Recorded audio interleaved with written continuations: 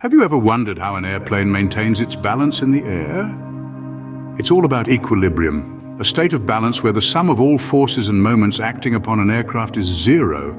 This delicate balance is what keeps an aircraft stable, allowing it to glide smoothly through the sky. But did you know there are three types of equilibrium at play when an airplane is in flight?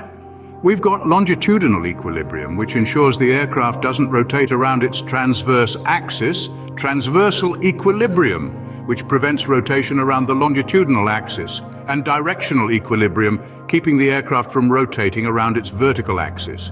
Each type plays a crucial role in keeping the aircraft steady and on course. So next time you're on a plane, you'll know it's these three types of equilibrium working together that keep your flight smooth and safe. Now let's delve deeper into each type of equilibrium to understand how they work. What exactly is longitudinal equilibrium in an aircraft? Well, picture an airplane flying in a straight line, not rotating around the transversal axis.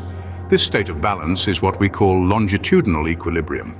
The center of gravity of the plane is crucial in maintaining this balance. Several factors can influence this equilibrium. One of these is the propeller offset. Typically, the propeller is offset upwards. This imparts a pitching moment to the aircraft, tending to unbalance it longitudinally and reduce the angle of attack. Another factor is the angle of the stabilizer. Adjusting this angle can help regain the balance. Lastly, the deflection of the airflow behind the wing can also affect the longitudinal equilibrium. These factors and how they interact with each other are key in maintaining a steady, straight flight. So the longitudinal equilibrium is all about maintaining the balance around the transversal axis. Next, let's understand what transversal equilibrium is. Picture an airplane moving in a straight line, its center of gravity steady, with no rotation around the longitudinal axis.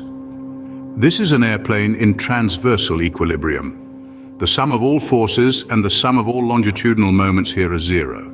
Now, what factors can influence this equilibrium? Firstly, geometric symmetry and mass symmetry. Ideally, all the weight is symmetrically distributed on both sides of the plane's symmetry plane. This symmetry ensures that the lift of the right wing equals the lift of the left wing. Secondly, the reactive moment of the propeller. This can be compensated by moving the control stick to the right. Finally, the twisting of airstreams behind the propeller can also affect transversal equilibrium. Transversal equilibrium, therefore, deals with balancing the forces around the longitudinal axis. Finally, we have directional equilibrium. But what does it mean? Well, an airplane is said to be in directional equilibrium when its center of gravity is moving in a straight and uniform line, and the airplane is not rotating around the directional axis. It's like a perfectly balanced dance in the sky, with each movement calculated to maintain the plane's stability. Now, what factors can influence this delicate balance? The key player here is the geometric and mass symmetry of the airplane. In simpler terms, this means that the airplane's design and weight distribution should be symmetrical. When the engine is not running, the directional equilibrium can be assured with the help of this symmetry. The resistance of the left wing should be equal to the resistance of the right wing. In sum, directional equilibrium is all about maintaining balance around the directional axis. That's all for today's lesson on airplane equilibrium. Keep flying high.